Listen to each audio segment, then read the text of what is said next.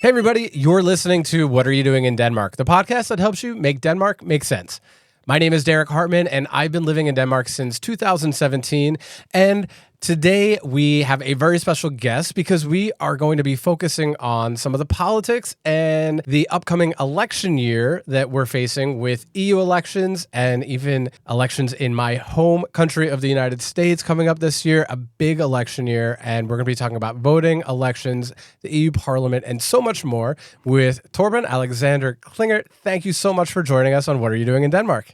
Pleasure to be here. All the interesting stuff today. Yes. So, of course, we're not a political podcast, but we will try to keep it light, but talk about some serious issues today because it's a big year for us here in the EU. It is absolutely a big year, and we can talk lightly or seriously about it. We can also go back to what are we doing in Denmark in the end, but happy to be here and happy to just have a conversation with you again, Derek, and thanks for having me again. Yeah, pleasure, and I'm so happy you're here. So what are you doing in Denmark? I know a little bit, but please tell our listeners kind of how you're here, what you're doing. Very true. It's obviously the first time I'm on your podcast. When we met before, it was more a conversation we were having one-to-one, but there's obviously so many reasons why I'm in Denmark. I'm half Danish. I used to, but I did live abroad for a big chunk of my life. But great weather is obviously one thing. Everything is so cheap. Yeah, of course. The language is easy, and the mountains.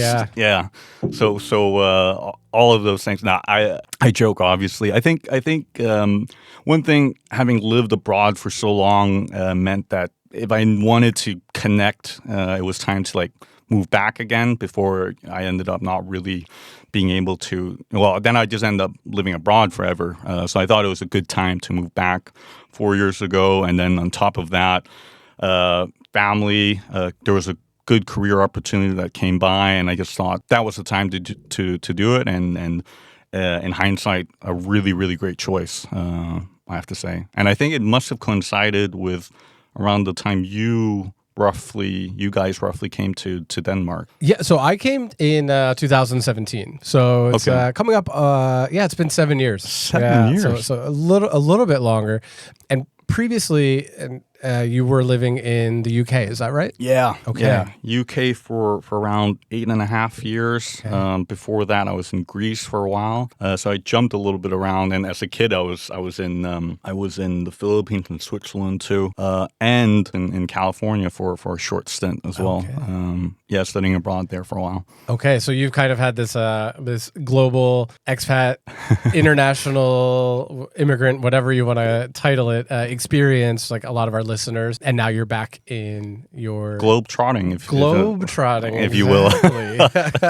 So that's kind of been your existence, and now you're back in Denmark with the heritage that goes along with it. Tell me a little bit, because I know a little bit of your story, but for our listeners, can you maybe fill us in on how sort of voting and getting that access to the vote wherever you are in the world became so important to you, and what that's led you to do? Firstly, the right to vote has just really been something that caught on to me long time ago. It's just been so important that I felt if you're eligible to vote, you should have the right to vote, and you should be encouraged to. I think it's a basic human right in that respect. And you see examples everywhere where folks are limited or restricted for one reason or another. There are barriers. So just if I'm able to sort of help out in that respect, inform, encourage, it just felt so important to me. And I've known from when I've lived abroad how annoying it is that you can't really have your say or influence back in the UK.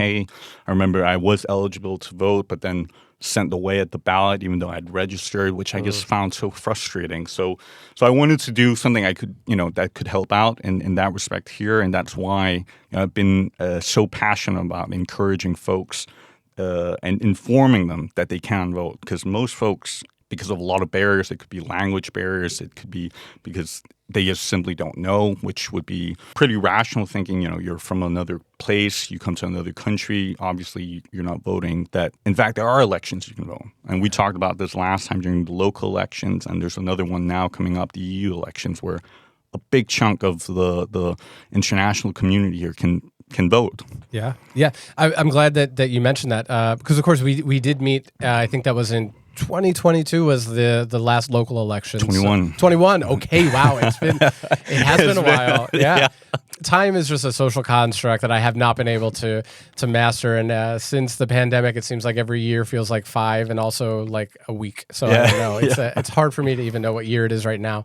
But so in 2021 was the last local elections. And at the time that we had connected, I was eligible to vote in that election in Denmark to vote for the commune and the region. And I actually wasn't aware of that myself at the time. Yeah. And then we had connected. I learned more about the organization that you had started with this mission to inform and advocate for those of us who are foreigners living here and like me, just did not know that I was able to vote in that election. And while I'm not able to vote on the national level here in Denmark, it really was very moving and powerful for me to be able to have a little bit of a say, because I think as foreigners here, I'm used to being talked about. Yeah. I'm used to being a political issue and perhaps even a pawn. But to be able to go and actually cast a vote was really and you get that, right? Like you had been there by around 4 years at the time, from 2017 to 21, and I almost want to say it was by chance that you found out, because I guess the elections were there, we connected somehow, it slowly made sense. But that's the thing, like obviously for so many people, they wouldn't know naturally. Yeah. And the problem with that is when you're eligible to vote and you don't know it and you don't cast that ballot, it's what I would term a representation gap, because not everyone who's eligible to be represented then gets a chance, and then it skews the actual population. Absolutely. So I think it was so great we connected. I think it's great that you've overall been, I know you guys go through a lot of topics on being in Denmark, but been very supportive around this initiative of getting this going. I did start this initiative connected to local elections called Project Vote, and that was really about getting all these internationals who wouldn't not necessarily know that they could vote or understand how the process works, and just sort of inform about that in the same way that, even though because of my current predicament with being a candidate for the EU elections, I've taken a bit of a step back and ensured some of the other folks who was working on it, they still do it while I focus on this, because I just don't want that conflict to come through. That It's still something that that I'm really passionate about. And great tease, because we're going to get into all of that. I'm excited to talk to you more about that. Of course, you had a negative experience being turned away at the ballot box in the UK. Yeah. While you were living there as a citizen living abroad, you were turned away to vote in that election, and now you use that as inspiration to help others in that situation living in Denmark to be able to do that.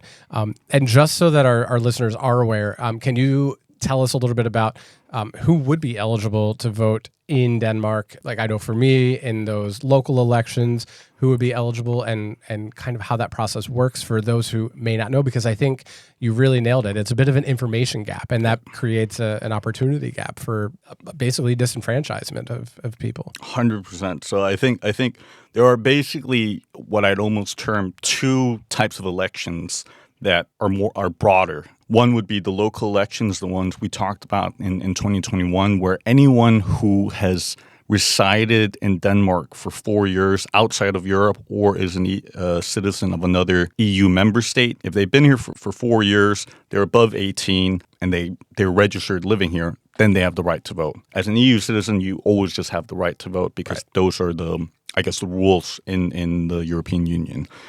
The other election that's also fairly international, I'd say, is the one coming up now on June 9th, which is the European election. And the eligibility requires sort of the same thing, that you're above 18, that you're registered here, and that you're either a Danish national or a national from another EU country. But there is a catch to that. Okay. And the catch is, if you're a first-time voter, you have to register, because the EU made a decision that you have to choose between voting either in your country of residence, so that'd be, for instance, Denmark, or your country of origin. So let's say you're from Germany, just so it avoids double voting, basically. For that process of registering, what do people need to know, and how can they find out that? Where can they find that information? Yeah, the great questions. And I think if there is a chance, I'll also send those links after this. Basically, either you should have had an email sent to you by digital post, or it also is on the website New to Denmark that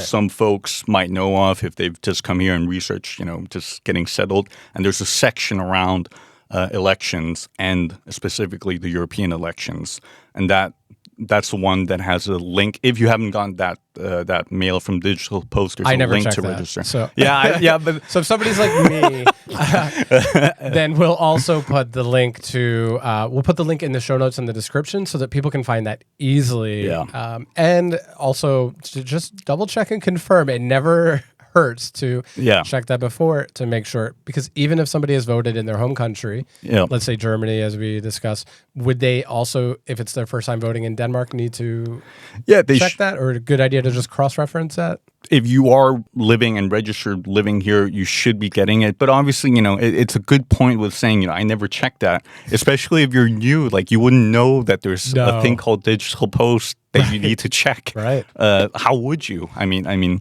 Yeah, so especially because this has no time limitation. So otherwise, for me being non-EU, I had to have 4 years living in Denmark before I could vote in those local and regional elections.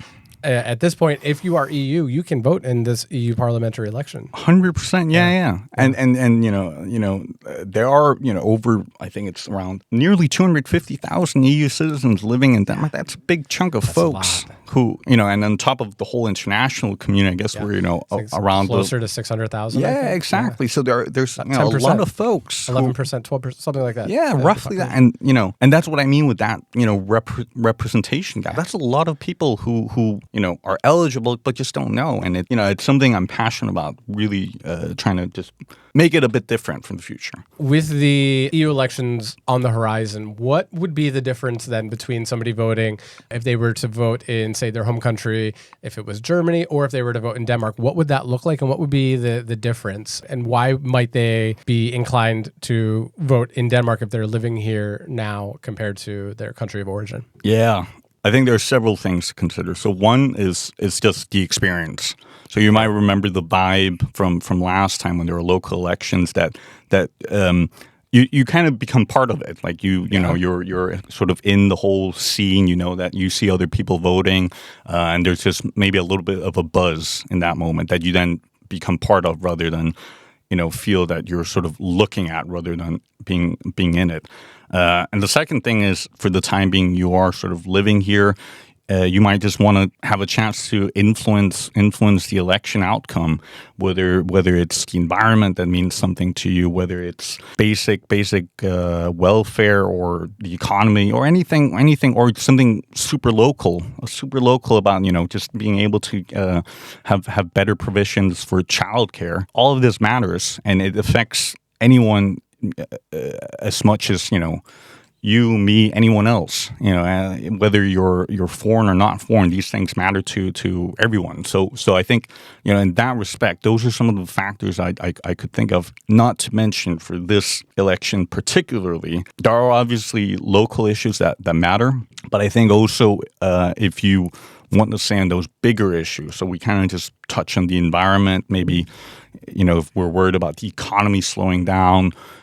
If let's say security, especially the world right now with wars going on, but also just let's say personal security, AI, whatever, having a say in what kind of personal information is out there, then this is the type of election that really matters and can influence the process generally. And then voting in Denmark gives you a little bit more control, because you're voting for your representation in the country in which you reside. That may be the reason that somebody would want to vote here instead of in their country of origin. Exactly. And like, you're here now, and I'm assuming that obviously you now know you can vote for local elections. Correct. But that means you can't vote for elections in the States. The local ones, I'm assuming. Yep, that's correct. And let's say there was something you were passionate about.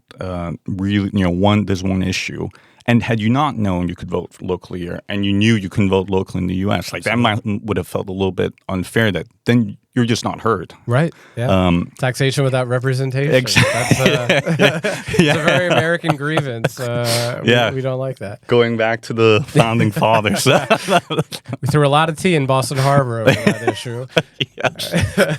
But it's the same sentiment. You know, if you were a good scat-paying member of Danish society and residing here, then you should have the chance to influence it, right? Absolutely. Yeah.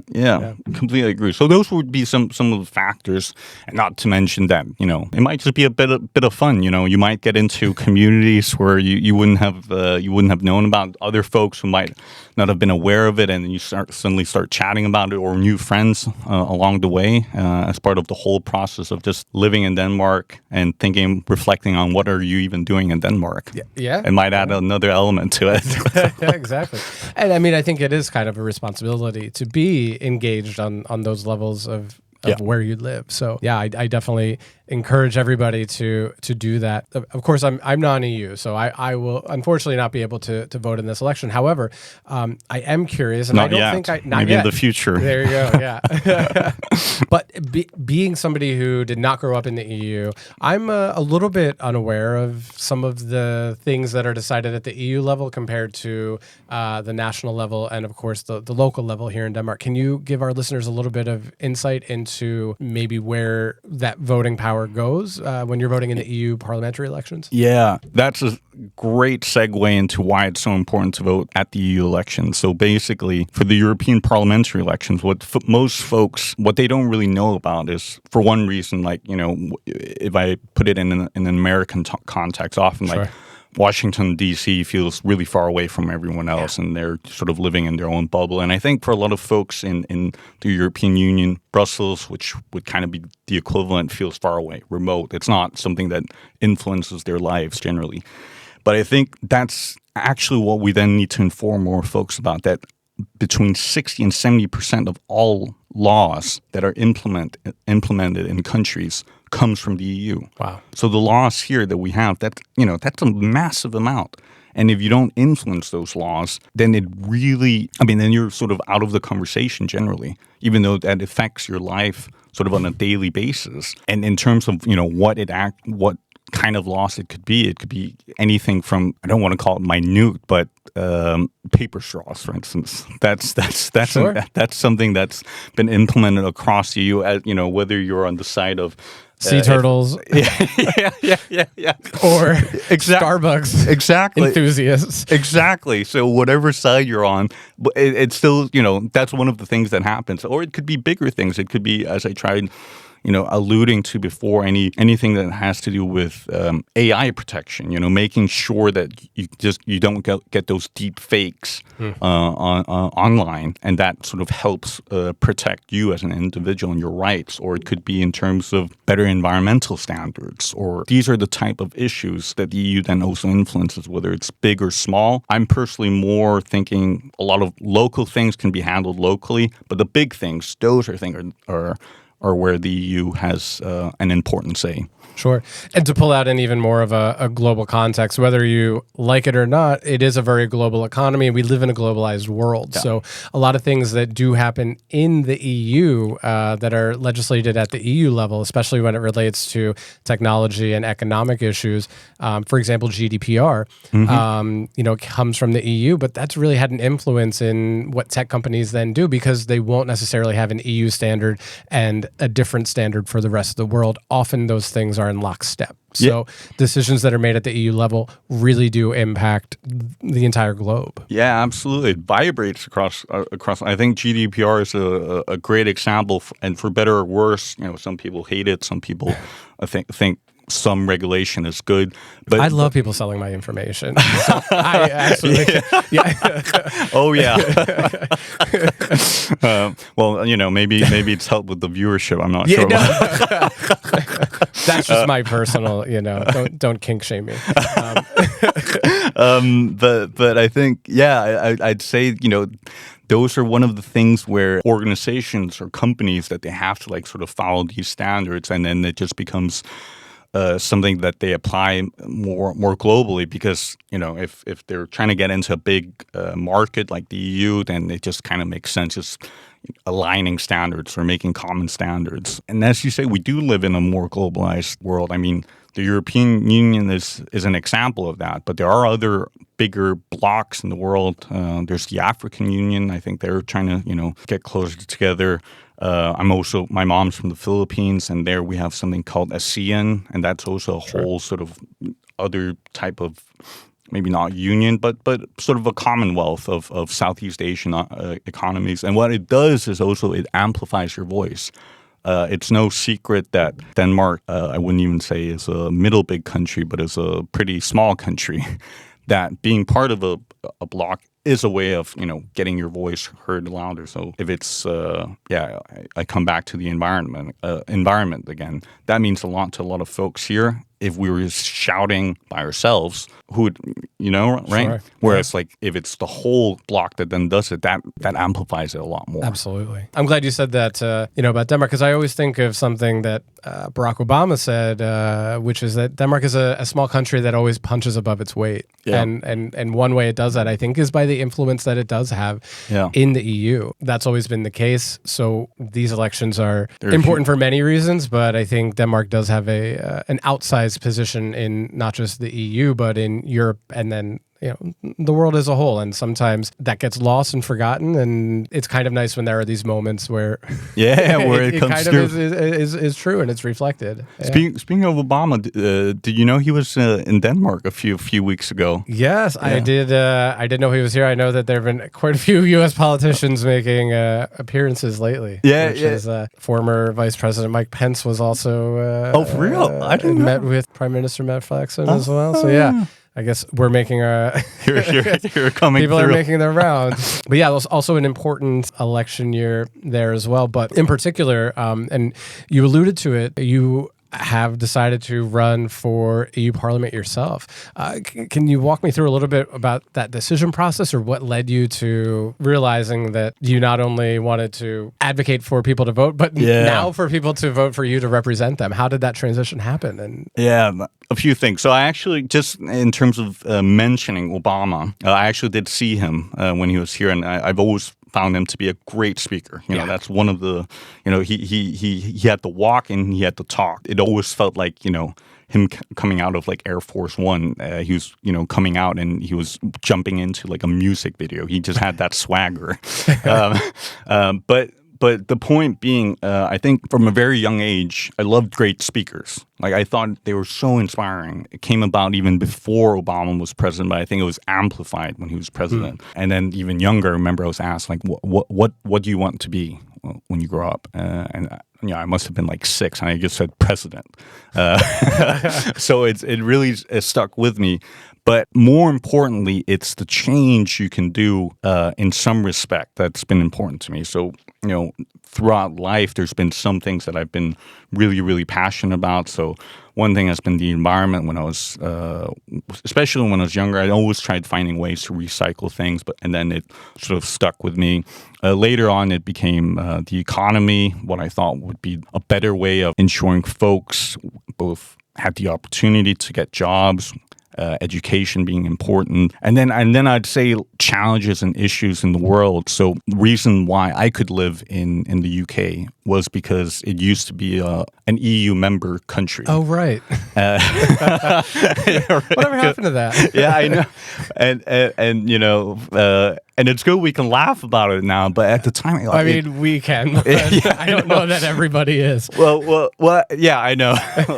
Your co-host, who I believe is English, right? Maybe. Oh, Annie? Annie, is, right? No, she's American. She's American. Yeah. Conrad maybe Molden could would not be laughing. Yeah. Okay, fine. Friend of the show. Friend of the show, yeah. But that really, I was really devastated about that. I felt really, I don't know, somehow maybe I took it way too personal. I felt really rejected from that, and that was then another issue that I felt added another layer to the things that I felt needed change.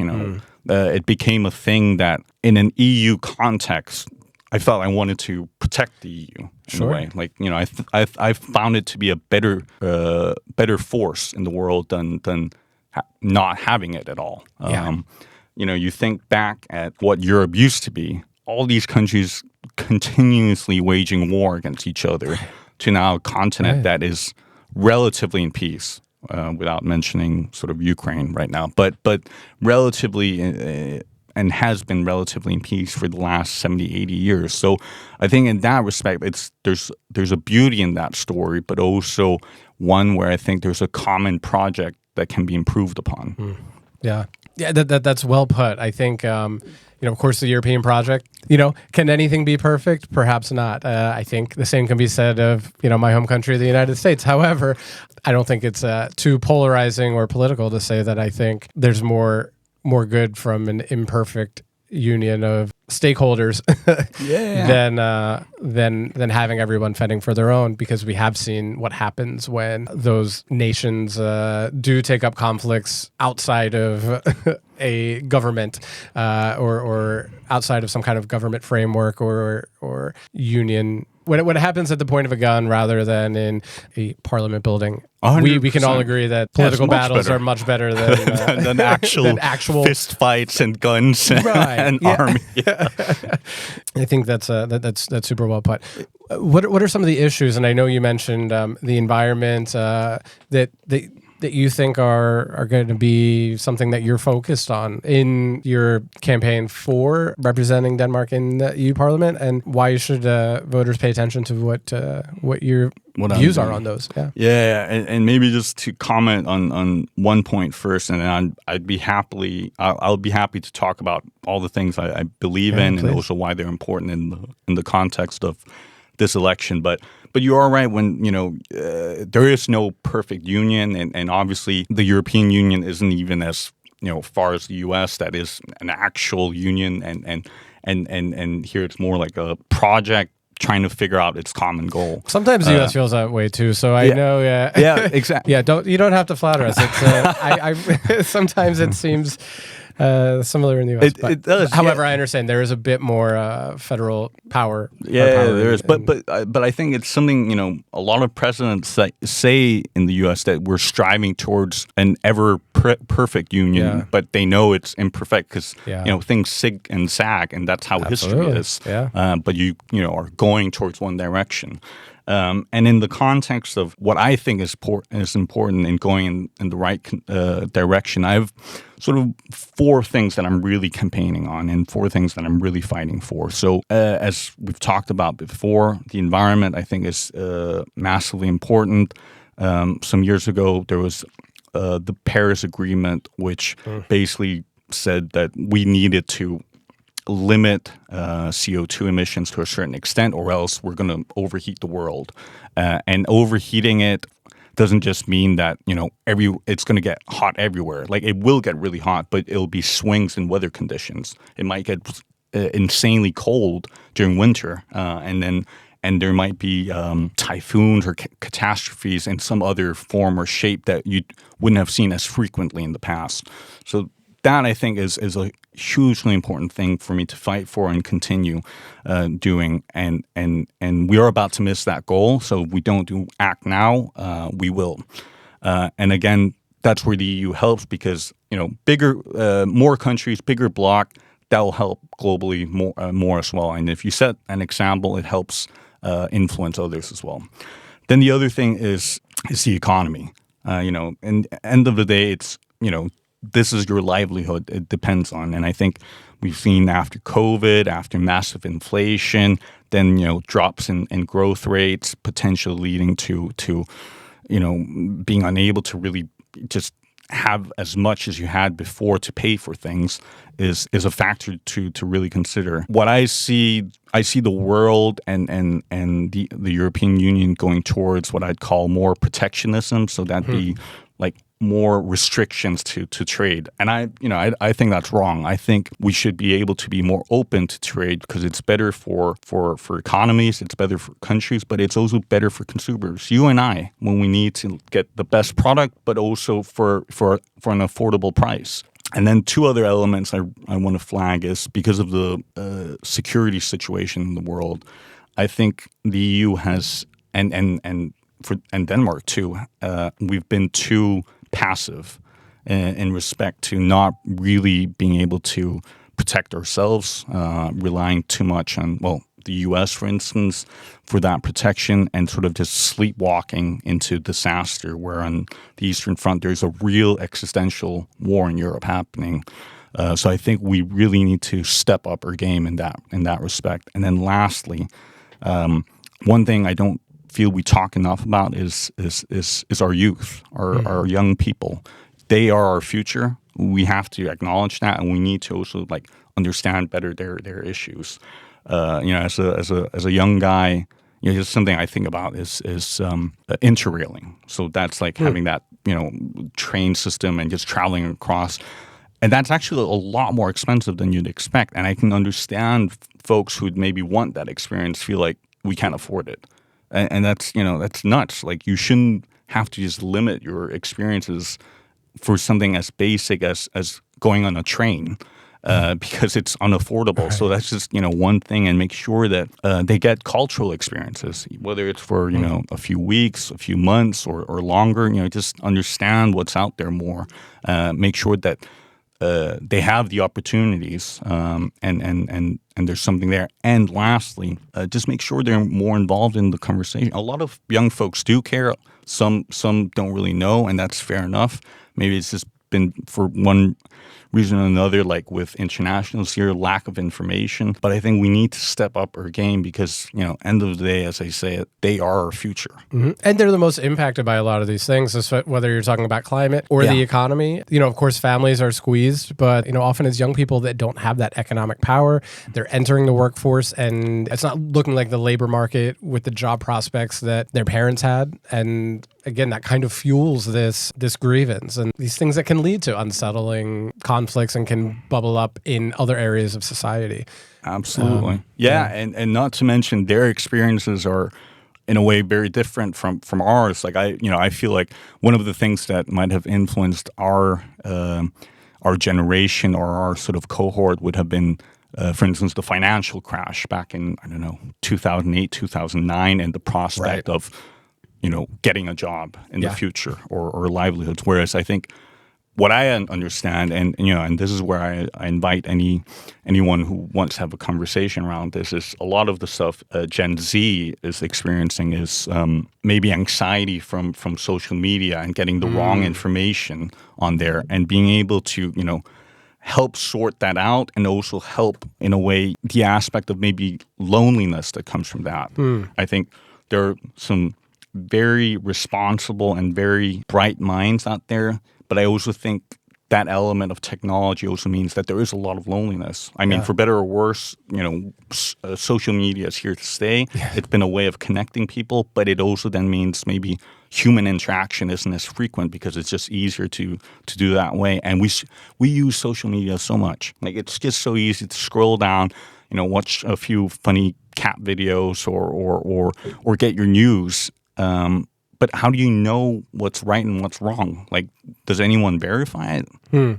No, that's a great point. And I think that, especially having a background where you had a motivation to get the right information to the right people who needed it at the time, whether it was for voting and for other things, that is something, and you've brought up AI, and this potential for skewing the margins just a little bit, especially when it comes to elections and political things, can really have a difference. And that can be through misinforming people about practical information on voting, or misinforming people on where politicians stand on different issues. That's certainly something that's going to, and probably already is having an impact on elections that we're and not to mention, I mean, it's no secret that I guess the other element that I'm really passionate about is engaging the international population to vote and informing them.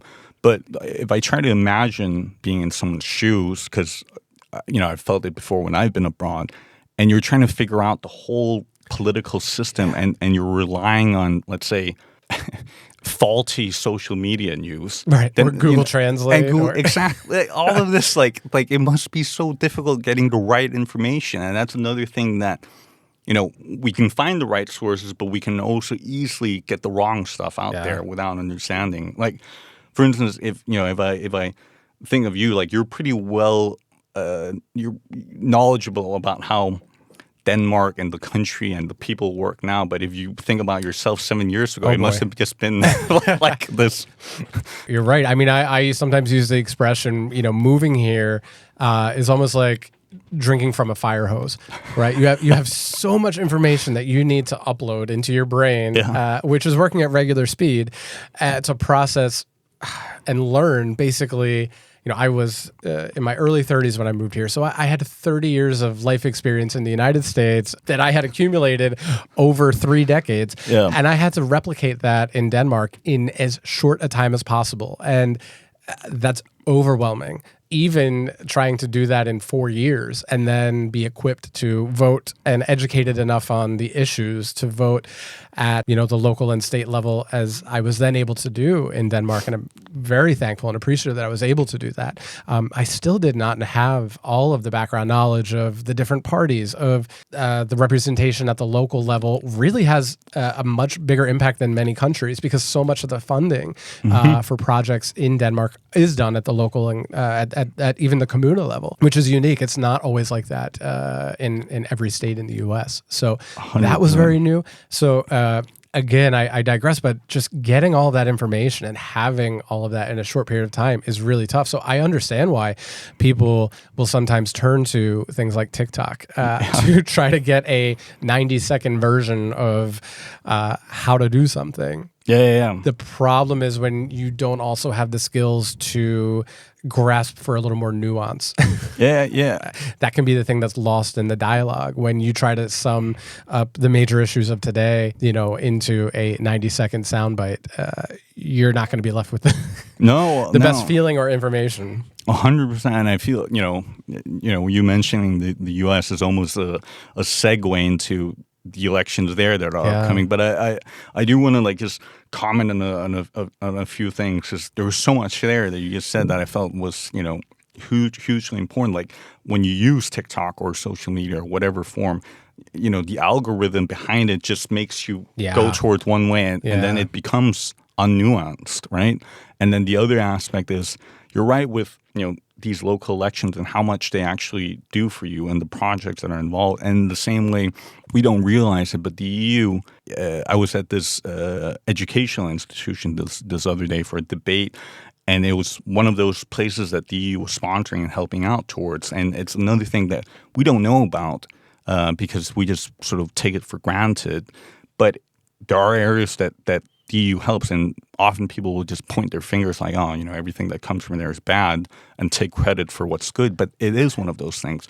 And for a place like Denmark where we're surrounded by water, I mean, there's also help to be had from the EU in terms of funding and helping our coast if we're getting rising sea levels. Right. So lots there in terms of just being better at informing people and being aware of the positives, but also negatives of social media. Yeah. Is that something that you would like to see the EU take up, as far as taking up the issue of algorithmically based social media, algorithmically based internet searches, that I think studies have shown, and again, I don't have them in front of me, so I don't want to add to any kind of disinformation, but I think studies have shown can be a net negative on not just people's emotional well-being, but also in the information that is out there? The short answer would be a resounding yes, but I would comment on that a little bit more. I mean, I'm always surprised when I'm on some sort of platform and I suddenly see all these suggestions, and I think, like, how do you know? Right. But I guess it comes down to when you do searches, and the search engines usually have what's known as an opt-in or an opt-out on the information they're allowed to take. And I think generally you shouldn't have to opt out. You should have to opt in and tick okay, it's fine to have this, rather than having to remember to tick off those things that you don't want your information on. So I think we could probably do more there. To give the EU some credit, and without going into a too depressing or controversial topic, but I think most people can agree on this. They've been at the forefront with trying to make rules and regulations that limit child pornography, and that's online on the virtual space. And that's obviously nothing, not something we should have available.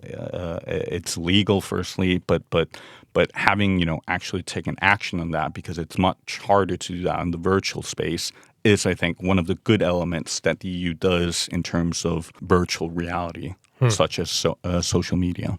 And I think that's another example of something that the EU is doing, and people may not be aware of all of the good that is being done at the EU level. Yeah, because it's always easier, right, to point your finger at, like, because it's so remote, they're doing X, Y, Z, and that's bad, without also thinking, actually, some good has come out of something that I didn't know about, but actually came out of there. It's always, when something feels remote, it's this boogeyman that you can just point your finger at. Exactly. Instead. Yeah, and I think that sadly, but at a broad level, a lot of politics in the world's democracies since. I mean, you could go back to Brexit. You could even go back to the 2015 elections here in Denmark, where there have been these boogeymen that resurface, and they seem to be the typical ones that for centuries have always been the boogeyman, whether it's technology, whether it's immigrants, whether it's, these tropes that are brought up in every election cycle. And that's kind of the same things that had led to perhaps Brexit being, this boogeyman and these very vague things of villainizing Brussels. We don't want decisions being made in Brussels. We want to bring them back local. But when people are actually aware of the things that the EU is doing for them, it's a selling point. It's actually something that's positive. And all the misinformation back during the Brexit vote when I was there was just unbelievable. Like, I couldn't, it was cringe to see all this stuff and how it was just in a way allowed. But speaking of resurfacing, you did allude to the American elections coming up as well, and I think that perhaps there's a boogeyman resurfacing there as well. Yeah, there's a lot of resurfacing. I mean, I think it's a very interesting election. I think it's having basically two candidates for president that both have some traits of incumbency because they both have a record as president that you can look at. Yeah. In a way, you would think that would be a very informed electorate. Yeah. Because they can both look at what both former President Donald Trump and what President Joe Biden have done in office and take a clean look at the record. Yeah. I think, unfortunately, there's sort of this general malaise. I think that's not just in the U.S., but across the world where everybody feels a little bit dejected. I think we came out of COVID and into inflation and conflicts that surfaced around the world. And it's very easy for people to, rightfully so, just want to forget what things were like in 2020. A lot of people want to kind of data dump and forget what happened in the end of Donald Trump's presidency and perhaps why he was defeated. So I think that's having a role in the state of that race right now. I mean, and it's a good point around two incumbents in a way you should be able to compare quite easily, but I guess people forget easily, and not to mention one of the guys forgets very, very easily. But I have to say, just on comments, where is the sort of next generation of leaders? We're talking about really. I'm not an ageist, by the way, but no, absolutely, but they're very old. They're both out of their prime, and it is sad because I think that there is a great bench of young governors. There is a great bench of young congressmen and women and civil leaders in the U.S. that just don't necessarily have the power to break through. Yeah, I think part of that is just the way that the system is set up. I think it's very hard to make an impact, whether it's at the congressional level or elsewhere, and not have the backing of and the financial backing that both of those candidates have. A lot of things about U.S. politics are difficult to explain without really understanding the system, but I think that's what would have to change to see some of that. There's good talent out there. I think there really is. I look at my home state of Pennsylvania. It's a state of over 10 million people and a very in many ways, it really represents the United States, very rural, and then also has some major cities and suburban cores as well. So, and you kind of have the western half of the state from Pittsburgh and Erie, which looks more like the Midwest. Yeah. And then you have Philadelphia and those suburbs, which seem much more like the Northeast part of the U.S. Again, there's a lot of the same issues that are faced all around the U.S. and really all around the developed world. And the governor there, Josh Shapiro, has done a really good job of making progress. He's well respected by Democrats and Republicans. Kind of takes a very sort of moderate, logical, practical approach to the way that he governs, and I think he's somebody that personally I would keep an eye on if you're looking at U.S. politics going forward. There was an accident on 95 on Interstate 95. There was a truck fire. If you don't know, I don't expect you to. That's major transport corridor that stretches north to south, connects the biggest cities. So from Boston to New York to Philadelphia to Baltimore to Washington and down south. There was a major fire, and they thought it was going to be months, really interrupt commerce. And, he just took a very practical approach, got things done. And that was like the one time he was really tested early in his governorship, responded well. And that's the kind of thing that in American politics is actually representative of what people want. People don't want this political fighting all the time. People want somebody who can just get things done, right? Get the job done. It doesn't have to be, I'm going to do this. What am I going to get? Or, that happened in a city and they're Democratic. So I'm, what are the Republicans going to get in this other part of the state if we're going to fix this highway? No,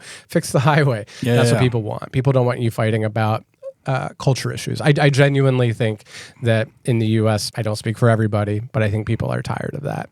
I think people are sick of being told to hate their neighbors. Yeah, I think generally, U.S. and everywhere, we're tired of that because it's just so easy to get embroiled in culture issues when they're actually, real, bread and butter issues like highways, that actually matter on a daily basis. And Pennsylvania is a great example, being quite representative. I remember doing a road trip in Florida, which I actually felt, maybe not as much, but it did feel both sort of southern. Like if you go in the northern bits, it feels really southern, whereas the south feels very sort of a hot but northeastern type of city or area. That's a good way to put it. Yeah. And there's this massive contrast. It's a very diverse state too. It is so diverse. Not to mention, did you know they have Florida's in 2 different time zones as well? Yes. I was so surprised when I found out about that. But that's another thing, when translating American politics into European context, it must also be confusing. There's 2 main parties. You're on one of 2 sides, basically. Right. Whereas here, how do you make sense of? I think is it 11 or 12 parties just in Denmark that are represented in. Yeah. How do you make sense of that? Yeah. That's Yeah, I think it's interesting. I sometimes have discussions with people on this, and I do think, again, a lot of this comes to just our system of elections, where the answer isn't necessarily having more parties. There are more parties, and they will be on the ballot. However, basically all the attention goes to the 2 main parties, which are much more like what you usually saw in Danish politics as the red and the blue bloc. Yeah. And in that respect, you can almost say, like, if you think about it as the red and the blue bloc, there are variations within one party. Exactly. Like some will be more X, the other one more Y, depending on which state you're from. There'll be a bit more, again, X or Y. So in that respect, there are 2 parties, but within them, there's almost like many different factions almost. 100%. And I think if you take a Democrat from New York City and compare that Democrat to even a Democrat like Joe Biden, they're a bit different politically, and they probably would be, they really would fall into 2 different parties. And there really are parties within the parties. However, because we have the first past the post system of voting, it's not always represented that way. If you take a Republican from California, they're going to look very different from a Republican in Mississippi or Alabama. However, there are more Republicans in California than there are in Mississippi, That's which is a whole nother conversation. It feels very counterintuitive. You just think of like California as this big blue state, and there are people. It is very politically diverse, even in a state like California. Again, it's kind of that nuance that's sometimes lacking in the discourse and the dialogue. But U.S. politics are very interesting, and as they are in Denmark and the EU. Absolutely, and I do have to say one thing that's one great thing about having this conversation today and just getting, the messages out about our history of talking together before, about politics, about elections, particularly about this election and also U.S. election, is one thing I've noticed here is when you look at the media, you'll see that there's a lot written about the upcoming U.S. election, and folks will know about it's coming up this November. Whereas, there's like a month and a half before the election here. It's on June 9th. And there's basically no media coverage, and that's still an election that you can influence here. It's an election we're having here, and yet there's nothing about that. That also just seems nuts to me that there's no more attention to that. And the U.S. election is not until November of this year. Yeah, exactly. Yeah. To me, that is something that I sometimes wonder about as an American living here. I certainly understand that America plays a bit of an outsized influence in the politic and the body politic of the world. Mm-hmm. However, I do sometimes think that attention should be refocused or at least shared equally with the politics of the EU and especially of Denmark locally. I'm not going to gaslight anybody and say that American politics aren't important or that they're not as bad as everybody thinks. However, I often feel like the worst things about American politics or the worst piece of news from a state like Florida or Texas or some crazy decision that usually ends up being reversed by a court at some point, sensationalizes the news and makes the headlines in Denmark. However, I don't know that that's really where the focus should be. And I think you're absolutely right. Because there's some very important issues that get glossed over because we're chasing this crazy headline. Exactly. I guess when you visit the States, your everyday regular life you're experiencing. You go to a diner, it's just kind people. You get as much coffee as you want. In that respect, I really really like diners. I miss them. Diners are my. That was a great thing about doing a road trip. Was all these diners, and you could just have unlimited coffee and keep going. Oh, they're the best. But you are right. Like in respect of headlines, folks are chasing, and that's also why the U.S. election is very important for sure. But it's it just garners more attention. Folks want to know and read about those headlines, and you say if X happens, this is how can a civilized country or one of the states in this country do this, when you say it actually just gets struck down by a court. Whereas we have an election here in so little, like June 9th, and there's no attention to it. There's no and there's a gap there. Whereas it's in not that long here, the election in the U.S. is still in more than half a year. Yeah, I want to say it just blows my mind that we're not talking about things that we can't influence the U.S. election from this. Well, you can obviously, but most folks we can just sort of look at it and find it interesting, important, and entertaining. Whereas this election, most folks can influence here and don't know about. And to marry the two ideas and also circle back to something we talked about previously, I do think that, without getting too political myself, part of the importance of the EU, especially of strengthening security measures within Denmark and across the EU, is the disruption that Donald Trump in his presidency caused to the idea of NATO and sort of the world order that existed post-World War II, of which the EU and the US were really partners. And now if there's some doubt of what the role of the U.S. will be in that partnership brought on from the Donald Trump presidency, which in a way really disrupted both Republican and Democrat consistency since World War II in foreign policy. It's hard to look at one and not look at the other. It's hard to focus on the U.S. elections and that worry and not realize that June 9th is when you can do everything in your power to have an influence to hedge on any disruption that may occur from that. I certainly hope that people who have the ability to vote in the EU election on June 9th do and know that it's if anything it's more important to focus on than whatever's happening across the Atlantic. I mean, that was spot on. I think whatever the outcome is in the US election, which is down the line, we should on this side of the pond be better at still, security wise, being able to beef up our own spending. It's only fair if you're in a partnership, you want both sides to contribute towards that partnership, and then not feel it's so much weight only goes to one side. I mean, obviously, the U.S. is security-wise, militarily, the stronger partner in general, but it's only fair that if we rely on protection from them, that we also, at minimum, try to beef up our own protection in any way, form, or shape. Whoever, and that doesn't even matter who comes into power. Like, it is, just the right thing to do. Yeah, absolutely. To maintain the peace, right? Maintain the peace.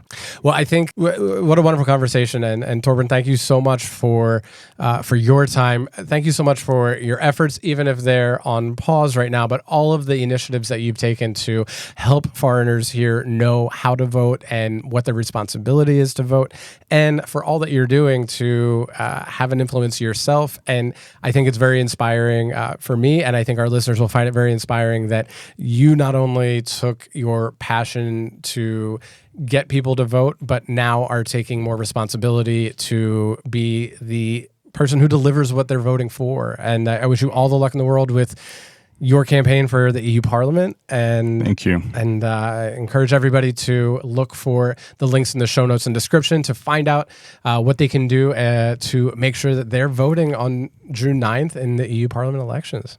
Thank you, Derek. Yeah, remember to vote June 9th. In the meantime, please let everybody know where they can find you. Absolutely. You can find me on Instagram, Facebook, LinkedIn, Twitter, all the main pages, and then you will find me under the name Thorbern Alexander Klingert. I also give that name so you can put it in the description because it is a mouthful, but the easiest would just be t.a.klingert, which is Klingert. Perfect. Well, thanks so much, and thank you all for listening. Hi.